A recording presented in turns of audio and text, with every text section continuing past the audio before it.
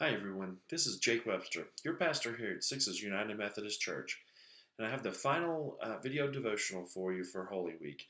Tomorrow is Saturday, and so we're not going to have a video devotional because it's typically the day of in between the crucifixion and the resurrection where silence is kind of pretty important, and so nothing really happens. It's a time of reflection and a time of uh, Sabbath, if you will, before the resurrection. And so this is going to be the last one, but we're focusing on Good Friday because it is Good Friday today. And so the crucifixion of Jesus Christ. We're going to be reading from one of the gospel accounts of the ending of the crucifixion when Jesus breathes his last breath. We're going to be in Luke chapter 23, verses 44 through 47. It is now about the sixth hour, and darkness fell over the whole land until the ninth hour, because the sun was obscured and the veil of the temple was torn in two. And Jesus, crying out with a loud voice, said, Father, into your hands I commit my spirit. Having said this, he breathed his last. Now, when the centurion saw what had happened, he began praising God, saying, Certainly this man was innocent. Now, I'm going to keep things pretty short today because I encourage you to come to the Good Friday service at Sixes United Methodist Church at 7 o'clock tonight. But I did want to say, from the perspective of the centurion, when he saw Jesus on the cross and when Jesus breathed his last breath, and when the centurion saw all that Jesus did at this point that climaxed on the cross, he believed in God. He believed that Jesus truly was the Son of God.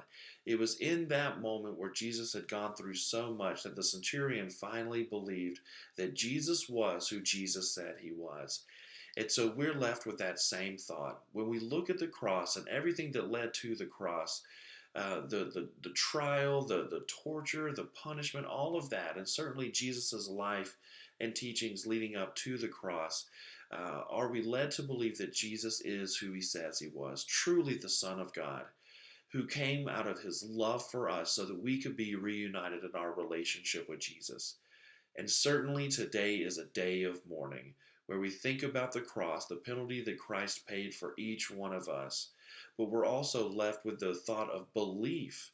And we're left with the idea of belief because we remember how much Jesus loves us. And we're going to continue this thought at the worship service tonight at 7 o'clock, the Good Friday service at 7 o'clock at the church. And I also invite you to continue the celebration because the story doesn't end on Good Friday.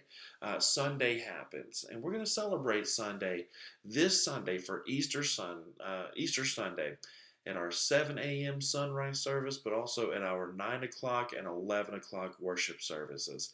People oftentimes are looking to go to church somewhere.